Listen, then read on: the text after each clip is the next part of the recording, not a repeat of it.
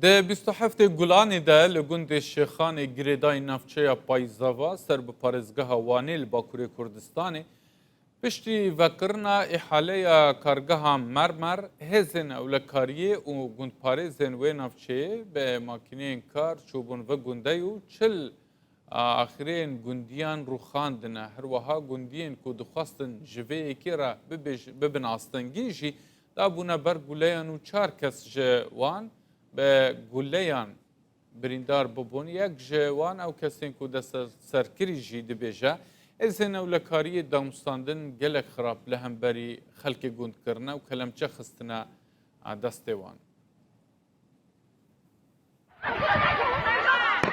Di 27 Gulanê de li gundê Şêxaniyê girêdayî navçeya Payizavaya ser bi parêzgeha Wanê a Bakurê Kurdistanê piştî îhaleya vekirina kargeha Merrmer, hêzên ewlekariyê û gundparêzan bi makîneyên kar çûbûn wî gundî û çil axirên gundiyan rûxandibûn. û gundiyên ku dixwastin ji vê yekê re bibin asteng jî dabûn ber guleyan.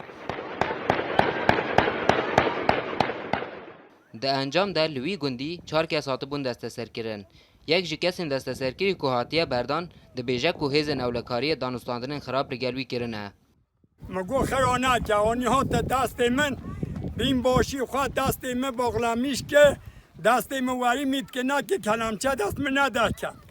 Ez berîm ke me 15 do piştî 15 do 4 saet ama me 15 do. Li wî jinka me hat na serê xwe do. Got ka çi malxweyî mêke gola malxweyî te me girtiye erebî dane. Jinka me girî ricakê zanî melet ha ricakê paşê ez berdom. Fikir neke kelemçe dest min da nedeke. Ha destê me werî mî helê hatin. Yıkılmadı yani. Welatî diyar dikin ku ew li wî gundî tenê debara xwe bi ajeldariyê dikin. Lê bi rûxandina axirên wan, ajalên wan mane li holê û ew ji ber vê yekê gelek zerermend bûne. Ava guva min e biş buçukî me hene, buçukî me hene. Li ew guva min û yaxorî. Niha cê çînî heywanê min mola destê min do. Cê gurkekî çînî em gurkekî lê cerê de hene. Ev kurkî hoziyê min e zûlî ev jî. Em peyşan kirin. Bila bû me cihekê peyda kerd. Me wî cihekê peyda diket baş ev kerd. Ha sergînê, sergînî nehêle. Sergîn daha xorî, tücî te de ah geye. Olan bizim köyde Li ser bûyerê şandeke Partiya Demokratîka Gelan HDP jî çûn wî gundî û seredana gundiyan kir.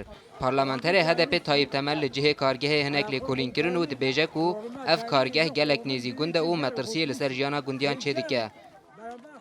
çalışma yapılmış daha önce. Köyler karşı çıkınca uzun bir süre ara verilmiş. Beriyan hali vir xebat hat nekirin. Lê dema ku gundî li dijî wêyekê derketine, bû demekê hatine rewastandin. Gundî dibêjin ku wan di aliyê ajeldarî û tenduristiyê de ji ber tozê gelek pirsgirêk dîtine. Dema Merrmer tê derxistin ev toz bi hawirdûr bela dibe. Ji xwe em niha jî dibînin ev derwek cihek bêwec lê hatiye. Navçeya Payizava yek ji navçeyên Wanê a Bakurê Kurdistanê ye ku ji sedî 62 xelkê wê karê ajeldarî û cotkariyê ji sedî sêhê wê di kerta xizmetê de û beşa mayî ji di kertên din de kar dikin. Ferdî sak rû daw.